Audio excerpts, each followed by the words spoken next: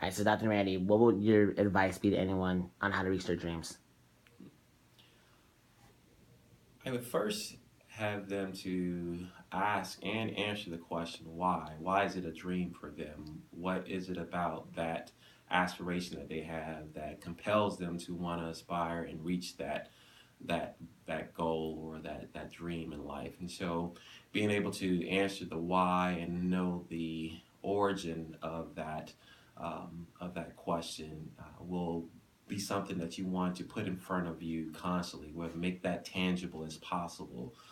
Because if it's truly your why you want to do this, then Mm-hmm. you can figure out the resources and try to identify other resources as needed to reach that goal and aspiration. So, but having that hunger, having that passion for why you want to do something, it should be something beyond the surface. It should be Mm-hmm. something that speaks to your soul, something that tugs at the inner core of you.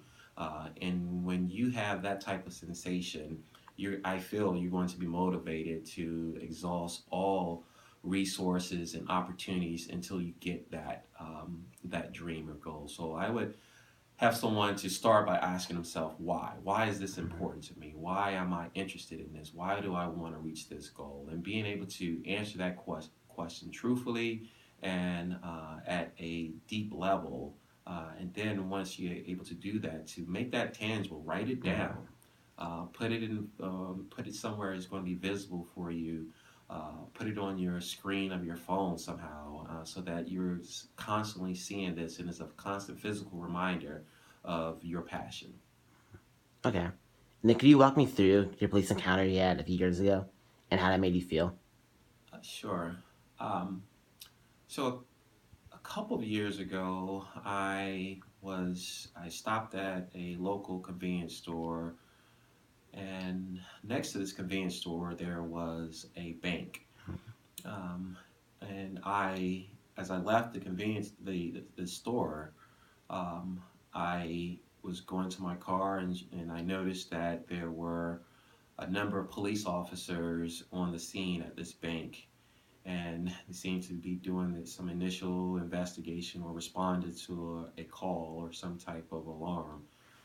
Um, so I proceeded to my vehicle, got in my car, and started to drive off. And I was waved down by a flashlight by a police officer.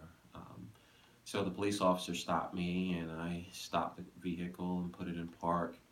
And it was a white police officer, a male, inquired about my purpose for being at the store, and where was I heading, where was I from.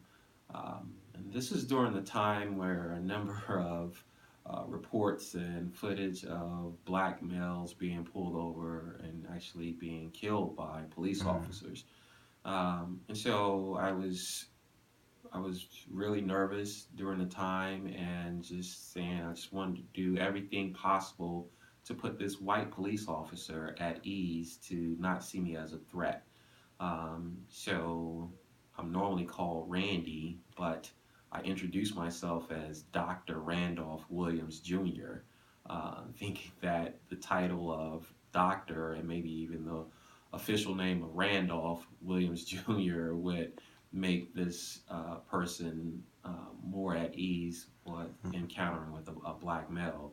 I went on to say that I work at Elon University. I'm a senior administrator who works closely with President Leo Lambert, again, trying to Mm-hmm. de escalate any type of um, feelings that this person may have, or fears that this person may have. Um, and which is really unfortunate, because I feel that I go into those situations and the responsibility is on me Mm-hmm. to make uh, a police officer less fearful. Mm-hmm. Um, and I'm that's the only time in my life I've ever introduced myself as Doctor Randolph Williams Jr.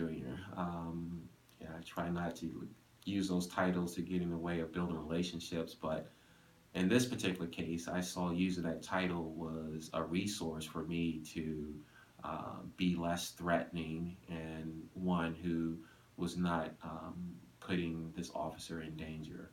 So the officer asked to see what was in my bag. I showed him my bag, nothing on my work bag, just my laptop and portfolio. And he saw that, looked at, he inspected that bag.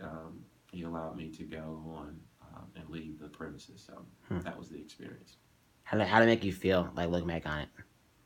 I'm glad. I feel grateful that I'm alive. I Yeah. can tell someone about this experience. But it's just another a reminder. It's just another reminder of the society in which we're in. Someone may see or hear this story and say, "Well, Randy, that's on you. You perceived Hmm. it to be that way." Well, you have that perspective, and you can feel that I was maybe being oversensitive, but when you've had a series of encounters with police officers Hmm.